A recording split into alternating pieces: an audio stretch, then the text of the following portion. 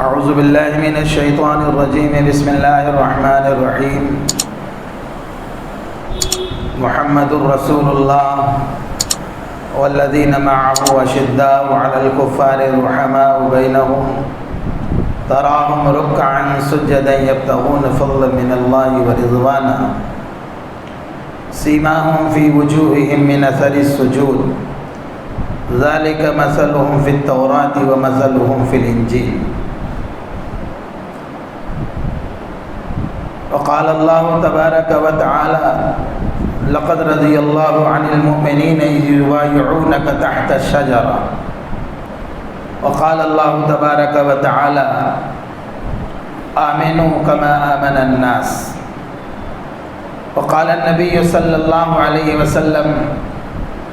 اصحابی کالنجوم بأیہم اقتدیتم اہتدیتم۔ معزز حضرات علماء کرام، حاضرین مجلس، میرے محترم بھائیو بزرگوں، آج کے اس اجلاس کا عنوان عظمت صحابہ، تذکرہ شہدائے اسلام و اصلاح معاشرہ۔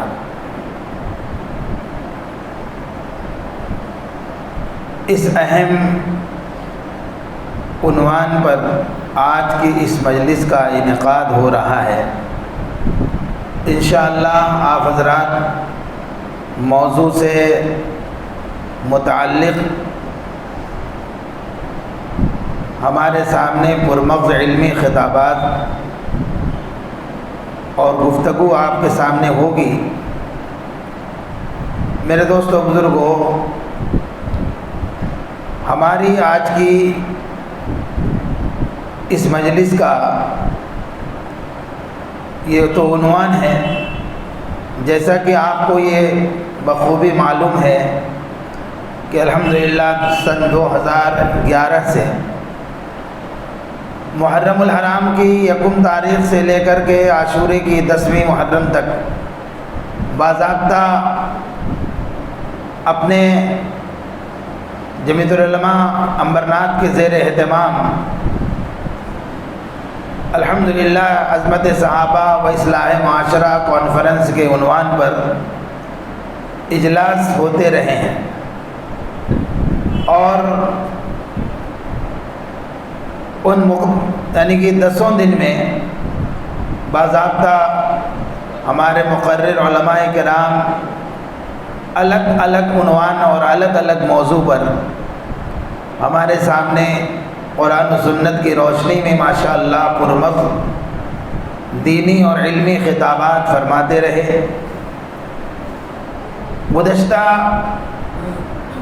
وبائی مرض لاک ڈاؤن کورونا کی وجہ سے پچھلی سال یہ سلسلہ منقطع ہو گیا اور بالکل اس پروگرام کے انعقاد کی کوئی صورت ہی نہیں تھی۔ الحمدللہ ان سال جب حالات تھوڑے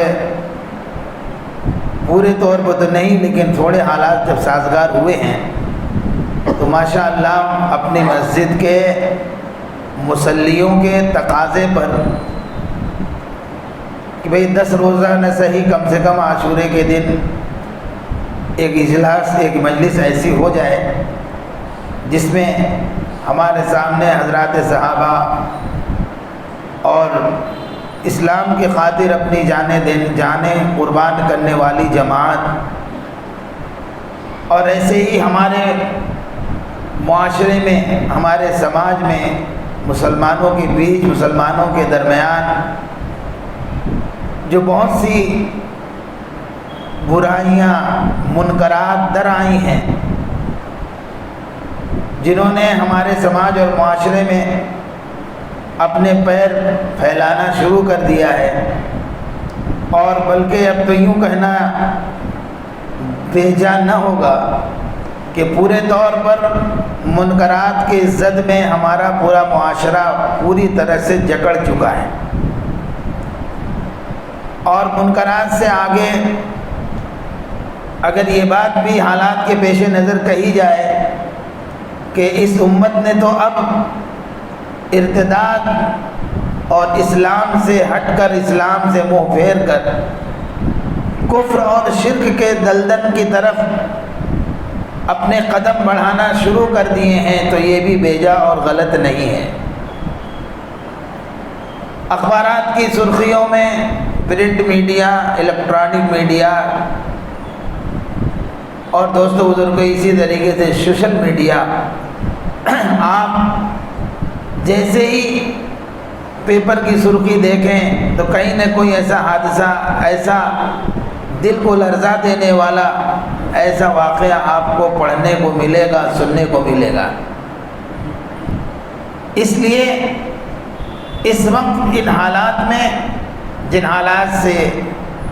یہ ہمارا مسلم معاشرہ دوچار ہے، میرے دوستوں بزرگوں، ان دنوں اس سمت میں مضبوط اور بہت ہی مستحکم انداز سے فکر اور محنت اور کوشش اور جد و جہد کی ضرورت ہے کہ ہمارے درمیان، ہماری اپنی نوجوان نسلوں میں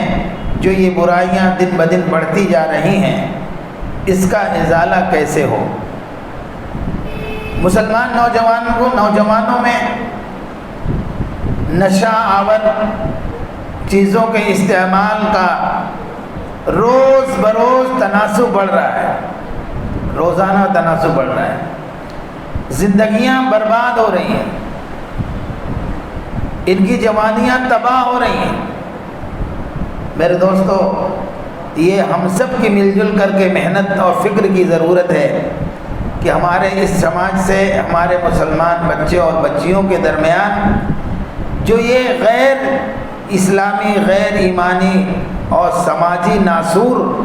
جو ہمارے سماج اور معاشرے میں دن بدن بڑھتا جا رہا ہے، اس کا ازالہ، اس کا خاتمہ، اس کا انسداد، اس کی روک تھام کیسے ہو۔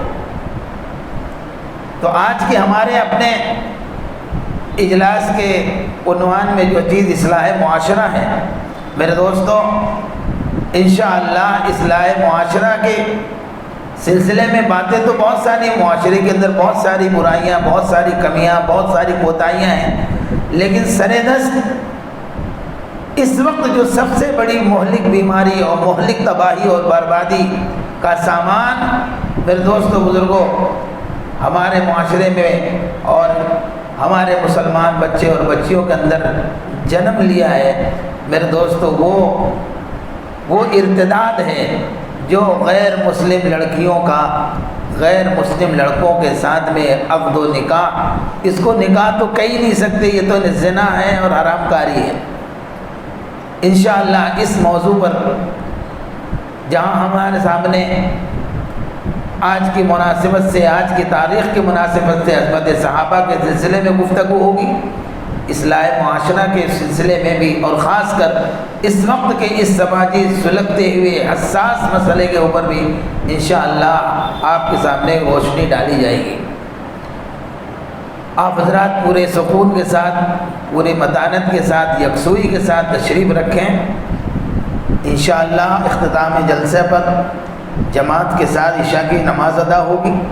اور باضابطہ انشاءاللہ کھانے کا انتظام آپ حضرات کے لیے ہے۔ کوئی تقاضا آپ کے اپنی ضرورت کے اعتبار سے، یعنی کہ ایسا نہیں ہے جسے آپ کو یہاں سے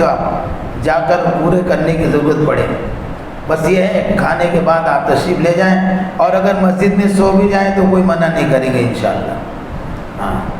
ٹھیک ہے، کوئی تکلیف کی بات نہیں، آپ کھانا بھی کھا لیں، قیام فرما لیں، سو جائیں، اللہ کے گھر میں ایک دن کیا ہو رہا ہے۔ اب باضابطہ پروگرام کے آغاز کا سلسلہ الحمدللہ شروع کرتے ہیں، اور چونکہ ہمارے سلف صالحین کا، ہمارے اکابرین کا، بزرگوں کا اور ملت اسلامیہ کے اس مجمع اور اس طبقے کا جن کو قیادت، اس ملت کی قیادت کا صحرا جن کے سروں پر ہے، ان کا یہ پرانا وتیرہ اور طرز رہا ہے کہ جبھی بھی وہ اپنی کسی بھی اہم دینی مجلس کا افتتاح، شروعات، آغاز کرتے ہیں، تو چونکہ ہم مسلمانوں کے درمیان ہمارے سب سے محترم، ہمارے لیے سب سے مقدس، ہمارے درمیان جو کتاب ہے، جو کلام ہے، وہ اللہ کی کتاب قرآن حکیم ہے۔ یہ ہمارے اسلاف کا طریقہ چلا آیا ہے کہ ہمارے یہاں کسی بھی مجلس کا جب آغاز کیا جاتا ہے تو اس مجلس کی آغاز کے لیے قرآن حکیم کی تلاوت سے اس کی شروعات ہوتی ہے۔ اس لیے ہم آج کے اس عظیم الشان اپنی دینی علمی اصلاحی مجلس کے اس اجلاس کے آغاز کے لیے ہمارے اور آپ کے متعارف ہم سب کے کئی دنوں سے کئی سالوں سے ہمارے اور درمیان جانے پہچانے جانے والی شخصیت حضرت مولانا قاری عبد الرحمن صاحب دامت برکاتہم، استاد مدرسہ مفتاح العلوم، خطیب اور امام مفتاح العلوم جامع مسجد مفتاح العلوم مرکز مسجد، حضرت قاری صاحب سے درخواست کروں گا کہ قاری صاحب تشریف لائیں اور اس اجلاس کا قرآن حکیم کی تلاوت سے اسلامک ویڈیو پانے کے لیے ہمارے چینل کو سبسکرائب کریں۔ جزاک اللہ خیرہ۔